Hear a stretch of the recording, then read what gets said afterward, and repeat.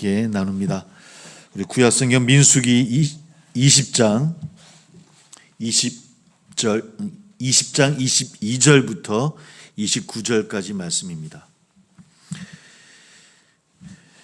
민수기 20장 22절부터 29절까지 말씀.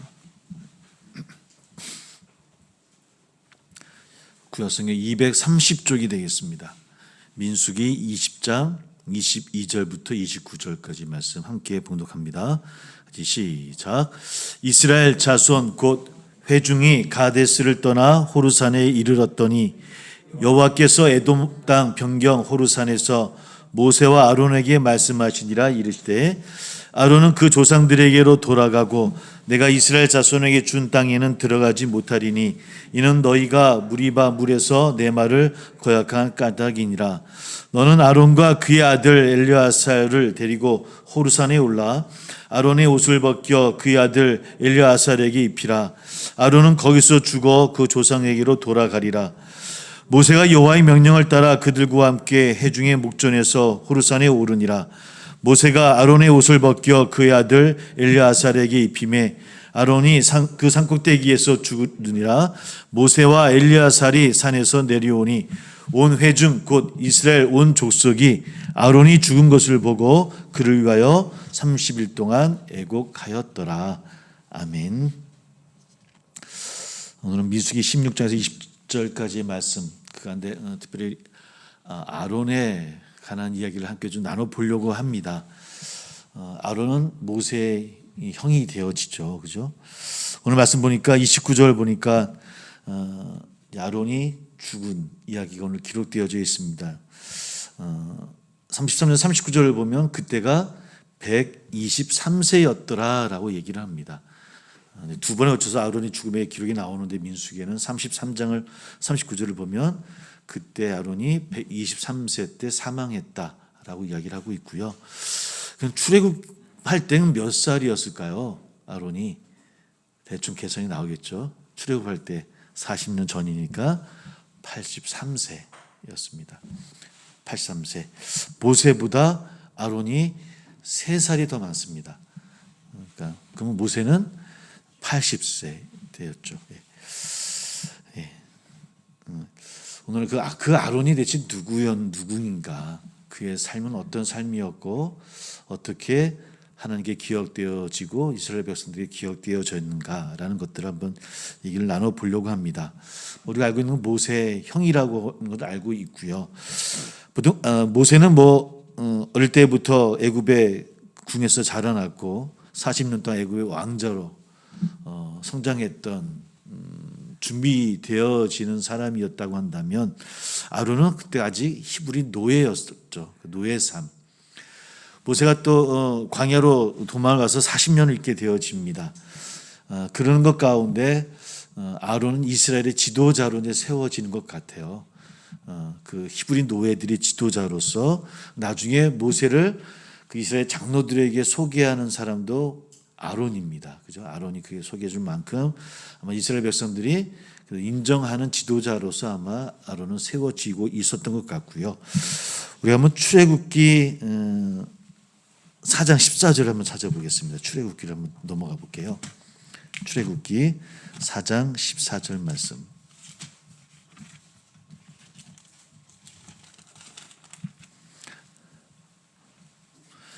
같이 한번 읽어보겠습니다. 출애굽기 4장 14절입니다.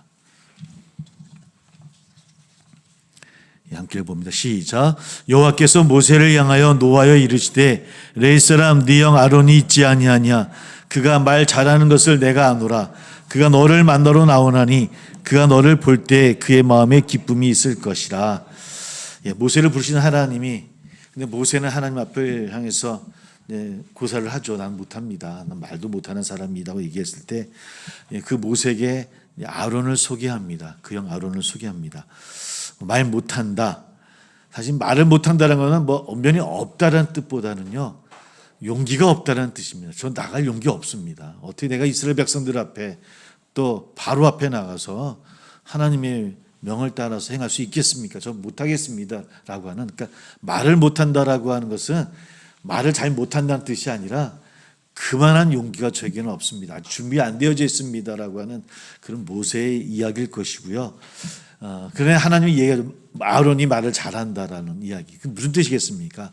아론이 이스라엘의 지도자로서 웬만큼 이스라엘 백성들에게 인정도 받고 있고 장로들에게도 말이 통할 수 있는, 나중에 이야기 보면 우리가 말할 권세가 있는 아론이었다라고 하는 것을 이 말씀을 통해서 알 수가 있는 것 같아요. 나중에 이야기하겠지만 백성들에게도 말을 전하는 사람들은 아론이었어요. 그죠? 모세에게 소개해줬지만 그 백성들에게 모든 것을 모세에게 들은 이야기를 전하는 사람은 아론 이야기를 다 해요. 또 바로에게 앞에 가서도 누구에게, 우리 한번 찾아볼게요. 한번 7장 찾아보겠습니다. 7장을 1절 2절 볼게요. 7장 1절 2절. 같이 한번 읽습니다. 시작. 여호와께서 모세에게 이르시되 볼지어다 내가 너를 바로에게 신같이 되게 하였은즉 네 형 아론은 내 대언자가 되리니 내가 네게 명령한 바를 너는 네 형 아론에게 말하고 그는 바로에게 말하여 그에게 이스라엘 자손을 그 땅에서 내보내게 할지니라. 하나님께서 모세에게 명하고 그러니까 대언자로 세우서요. 그럼 모세는 누구에게 얘기하는 겁니까? 우리는 가끔 영화를 보면 모세가 바로 앞에 나와서 당당하게 얘기하는 모습이 나오잖아요. 그죠? 근데 사실은 누가 얘기하는 거예요? 아론이 얘기합니다. 그러니까 그 당시에 노예이긴 했지만 히브리 노예들이었지만 그 히브리 민족의 지도자로서 바로도 알고 있었던 것이고 또 그의 권한도 인정해주는 그런 단계였을 것이다라고 보통은 학자들은 이야기를 합니다. 그러니까 신뢰를 받고 있었던 지도자였어요. 누가? 아론은. 근데 아직은 80년 동안 궁에서 사막에 지냈기 때문에 아직은 이스라엘 백성들 간에는 아주 신뢰에 있어서만큼은 아직은 하나님 명이기 때문에 따르긴 하지만 그러나 아직까지 백성에게는 그런 신뢰가 쌓여있지 않은 그런 상태였다라고 하는 겁니다. 그러니 출애굽 초창기에 아론이 없었다면 어떻게 됐겠습니까? 물론 하나님이 또 다른 분들을 붙여주시겠지만 그냥 우리 인간의 눈으로 보았을 때 아론의 역할이 얼마나 컸을까, 얼마나 컸는가 하는 것들을 우리가 짐작해 볼 수 있는 그런 이야기들입니다. 우리 또 한번 함께 또 찾아보게 19장을, 출애굽기 19장입니다. 19장 24절 말씀.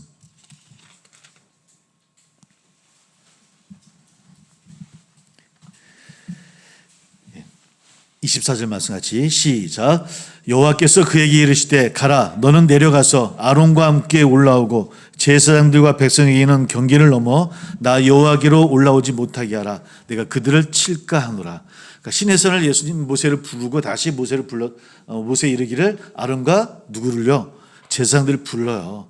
근데 제사장들은 어떤 한계를 두고 못 올라오게 하고 아론은 같이 올라가요. 그러니까 아론은 시내산에 가서 함께 모세가 올라갔던 사람입니다. 그러니까 그 하나님을 만들어 시내산을 모세만 올라갔던 게 아니에요. 아론도 같이 올라갔던, 그만큼 하나님께서도 인정해 줬던 지도자였더라고 하는 것이죠.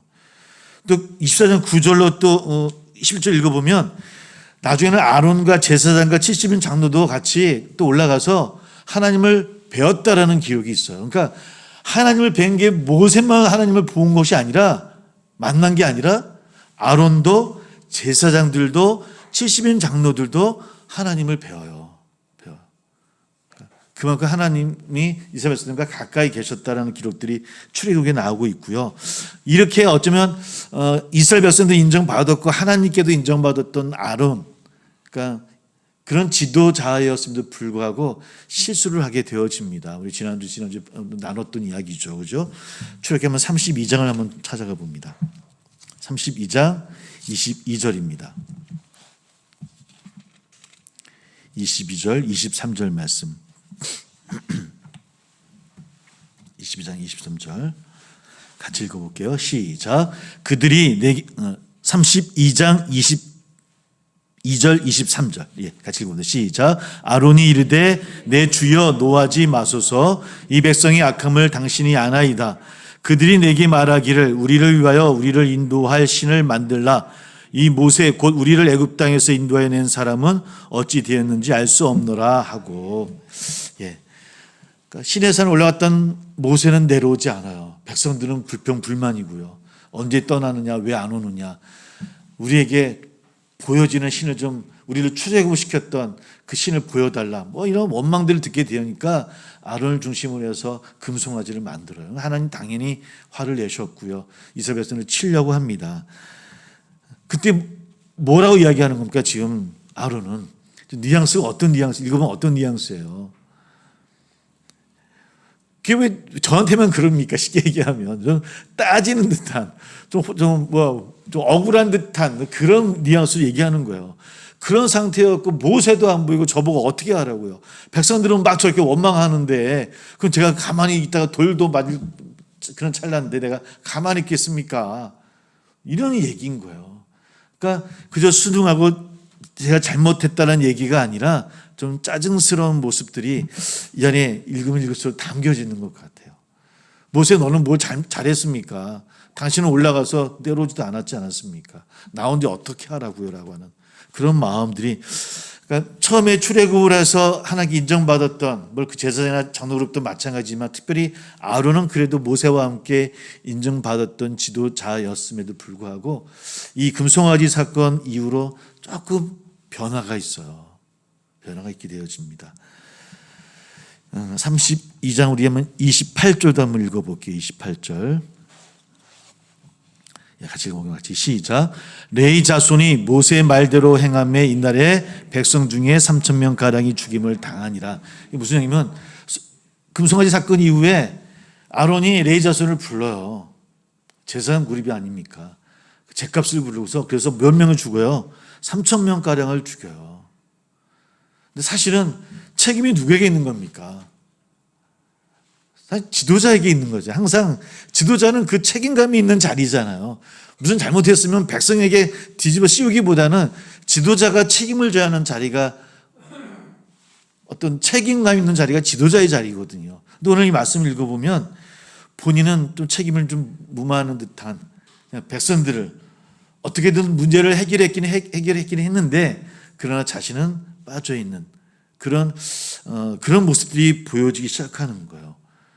물론 이후에 이제는 아론이 대제사장으로 세워집니다. 그래서 성막을 제작하고 또 여러 가지 이제 일본의 그 제사들에 대한 것들을 준비하고 이런 모든 일들을 아론의 주도 아래 이스라엘 백성들이 하나하나 이제 준비하는 과정들을 거쳐요.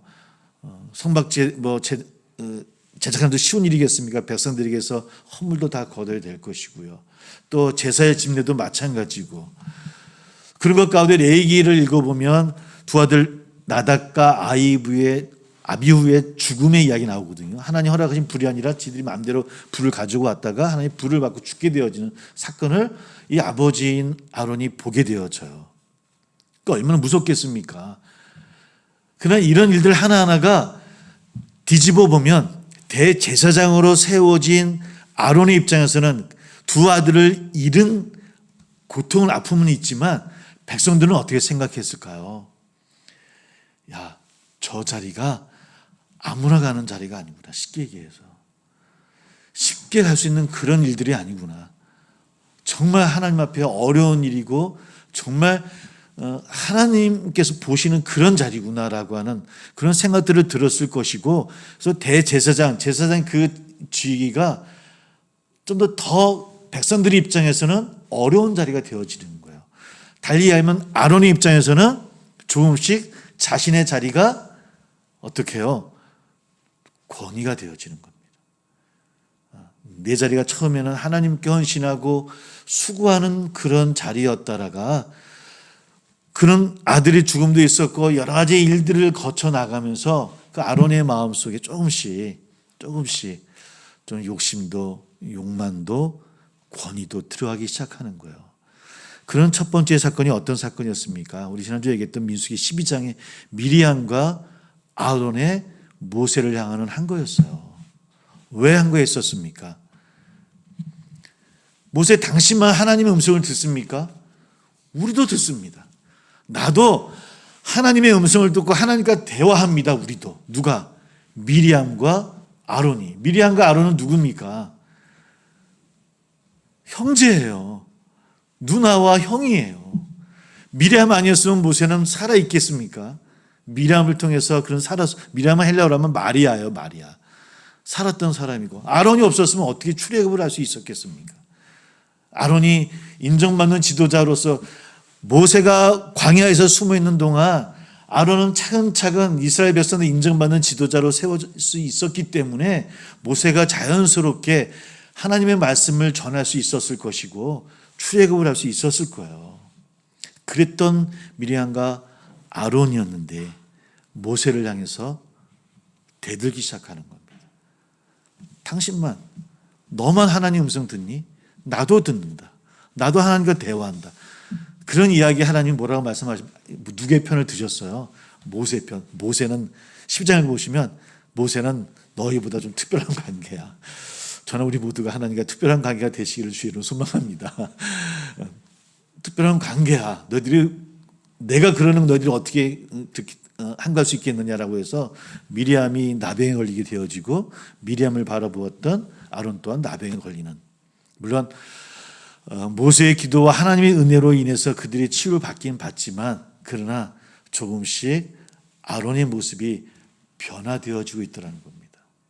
그 마음속에 나도 내가 하나님의 은혜고 하나님의 인도하심이었다라고 하는 것을 다 잊고요. 조금씩 나의 자기 의가 강해지기 시작하는 아론을 우리 민수기가 계속 만나게 되어지는 거예요. 우리 한번 16장 한번 다시 한번 펴보겠습니다. 민수기 16장 한번 펴볼게요.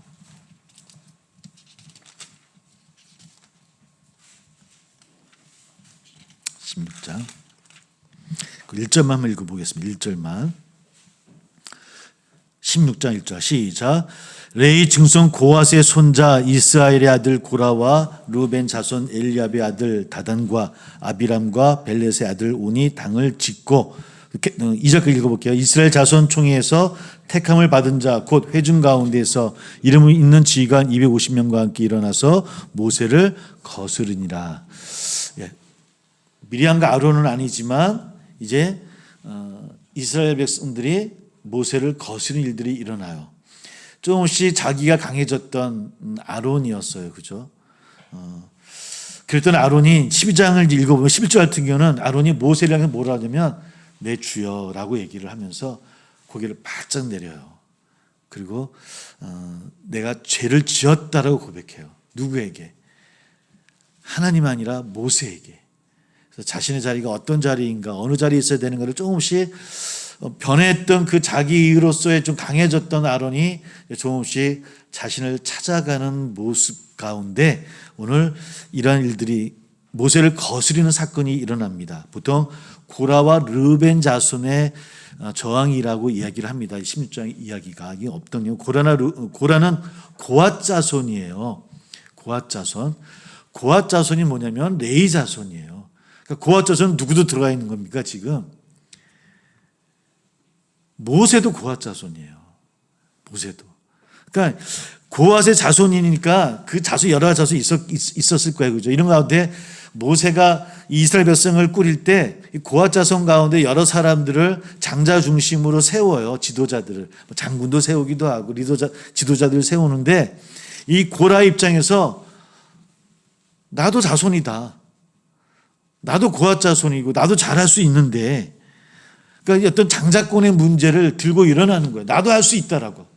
그러면서 같이 있던 르벤 족속을 같이 편을 들어서 르벤 족속 같은 경우는 모세만 지도력이 있느냐? 나도 지도력이 있다. 우리도 이스라엘 백성을 꾸릴 수 있다. 이런 저항을 누구에게요? 모세에게 하게 되어지는 거예요. 그러니까 미리암과 아론의 저항과 비슷한 거죠, 그죠? 모세처럼 우리도 할 수 있다라는 거야. 나도 행할 수 있고, 나도 이룰 수 있고, 나도 지도자로서 세움을 받아야 된다라고 하는 것. 뭐 이런 일들을 그들이 행하게 되어집니다. 그러면 당연히 이런 과정을 통해서 그들은 책망을 받습니다. 우리 한번 31절부터 한번 볼게요. 31절부터 우리 한번 35절까지 한번 함께 읽어보겠습니다. 31절부터 35절. 16장 같이 16장 31절부터 35절 같이 읽습니다. 시작. 그가 이 모든 말을 마치자마자 그들이 섰던 땅바닥이 갈라지니라. 땅이 그 입을 열어 그들과 그들의 집과 고라에게 속한 모든 사람과 그들의 재물을 삼키매 그들과 그의 모든 재물이 산채로 수월에 빠지며 땅이 그 위에 덮이니 그들 애중 가운데서 망하니라. 그 주위에 있는 온 이스라엘이 그들의 부르짖음을 듣고 도망하며 이르되 땅이 우리도 삼킬까 두렵다 하였고 여호와께로부터 불이 나와서 분향하는 250명을 불살랐더라. 땅이 갈라져서 고라 백성들이 다 가라앉아 버려요. 다 죽어버려요. 저항했던 미리암이 나병에 걸려서 하나님께 책망받고 벌을 받은 것처럼 고라는 마찬가지입니다. 또 250명의 지도자, 그러니까 여기 분향했던 사람들은 지도자인 거 쉽게 하면 족장들 같은 250명이 어떻게 됐다고요? 여호와께로부터 불이 나와서 다 불살라 죽어버려요. 이런 책망을 받게 되어집니다. 이런 무서운 일들이 일어나게 되어져요. 이런 일이 일어나다 보니까 이스라엘 백성들이 그것을 바라보고 회개하고 돌이키는 게 아니라 누구를 원망했을까요? 41절부터 읽어보면 모세를 향해서 원망을 하는 겁니다. 어떻게 이런 일이 일어날 수 있겠느냐라고. 깨달음이 있어야 되는데 그러지를 못해요. 그러지 못하는 백성들 이야기가 계속해서 이 41절부터 이어지게 되어집니다. 우리 한번 46절을 한번 읽어보겠습니다. 46절. 46절입니다. 같이 시작. 이에 모세가 아론에게 이르니 너는 향로를 가져다가 제단의 불을 그것에 담고 그 위에 향을 피워 가지고 급히 회중회로 가서 그들을 위하여 속죄하라. 여호와께서 진노하였으므로 연병이 시작되었습니다. 그 백성들에게도 벌이 내려지죠. 연병이. 그래서 어떻게 하라고 이야기합니까? 아론에게 향로를 가져다가 불을 피우고 향을 피우라고. 뭐 때문에요? 대신 하나님께 죄를 용서를 비는 거죠. 누구에게 시킵니까? 백성을 위해서 아론에게 모세를 통해서 시킵니다. 47절은 제가 읽어볼게요. 아론이 모세의 명령을 따라 향로를 가지고 회중회로 달려간 즉 백성 중에 연병이 시작되었는지라 이에 백성을 위하여 속죄하니라. 그러니까 대신 속죄합니다. 모세가 미리암과 아론을 위해서 대신 속죄함으로 그들의 나병이 낫고 용서받았던 것처럼 이번에는 아론이 물론 모세의 명이었지만 하나님의 명이었지만 아론이 그들을 향해서 그들을 대신해서 속죄를 해요. 근데 놀라운 사건이 하나 일어납니다. 우리 한번 48절 한번 같이 읽어볼게요. 48절 시작. 죽은 자와 산자 사이에 섰을 때 영병이 그치니라. 죽은 자와 산자 사이에 향료를 들고 서 있을 때 그 병이 멈췄어요.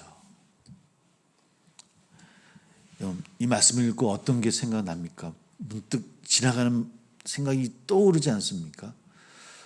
아론의 직이 뭐라고요? 아론의 직이 뭐라고요? 대제사장이에요. 대제사장은 죽은 자 가까이 가면 안 돼요. 대제사장은 죽은 자 가까이 가면 죽어요. 누가? 대제사장은. 절대로 가서는 안 되는 거예요. 지금 아론은 모세의 명을 따라서 그들의 향도를 피고 속죄를 하면 돼요. 그런데 지금 죽은 자와 산 자의 사이에 들어가서 정말 하나님 앞에 속죄를 하는 거예요. 누구를 위해서? 이스라엘 백성들을 위해서. 아론이 왜 그랬을까요? 왜 자신의 목숨을 걸고 왜 다른 사람의 죄를 위해서 그 자리에 섰을까요? 물론 그가 여러 세월을 지나가면서 모세를 바라보고 욕심도 생겼고 또 그 마음속에 자기가 강해져서 그 모세를 향해서 대항을 했던 때도 있었어요. 또 두 아들이 죽어나가요. 하나님 앞에 명을 따르지 못해서. 그러함에도 그런 상황 속에서도 아론은 모세의 속죄 기도를 들었을 것이고요. 하나님의 용서함에 그 자리에 섰던 아론이었을 겁니다. 그런 시간들을 지나오면서 그 마음속에도 하나하나 깨달음이 있었던 것 같아요. 그래, 내 삶이라고 하는 게 내 욕심대로 살아가는 삶이 아니라 정말 내가 용서받은 사람으로 용서의 삶을 살아야 되지 않을까. 내 대제사장이라는 그 자리가 그저 많은 사람들을 다스리고 그들에게 위에 서서 떵떵거리는 그런 자리가 아니라 정말 백성들을 위해서라고 한다면, 정말 하나님을 위해서라고 한다면 목숨도 내 던져야 되는 그런 자리가 아닌가. 제 생각이긴 하지만 저는 그런 마음이 아론에게 들었던 것 같아요. 그 마음이 그 죽은 자의 옆에 서서 그 백성들을 위해서 기도하는, 속죄하는 오늘 아론을 우리는 만나더라는 겁니다. 멈췄어요. 자기로 강했던, 자기 욕심으로 강했던 그 아론이 이제 돌아서서 헌신하는 사람으로, 그리고 눈물 흘리는 사람으로, 그리고 백성들을 위해서는 자기 목숨까지도 버리는 그런 자리에서는 지도자로 변화되어지고 있더라는 겁니다. 어떤 분들은 그런 이야기를 합니다. 아론을 향해서 상처 입은 지도자다라고 하는 그런 이야기를 하는 어떤 목사님의 그 사기도 기억이 나요. 그 상처들이 있었던 아론이었어요. 두 아들, 자신도 마찬가지고. 그러나 그런 과정을 통해서 조금씩 하나님 앞에 세워지는 아론은 아니었을까. 오늘 읽었던 20장 29절 한번 다시 한번 읽어봅니다. 20장 29절. 20장 29절. 같이 읽어볼게요. 시작. 온 회중 곧 이스라엘 온 족속이 아론이 죽은 것을 보고 그를 위하여 30일 동안 애곡하니라. 며칠 동안이 온 백성이 30일 동안 애도를 한 거예요.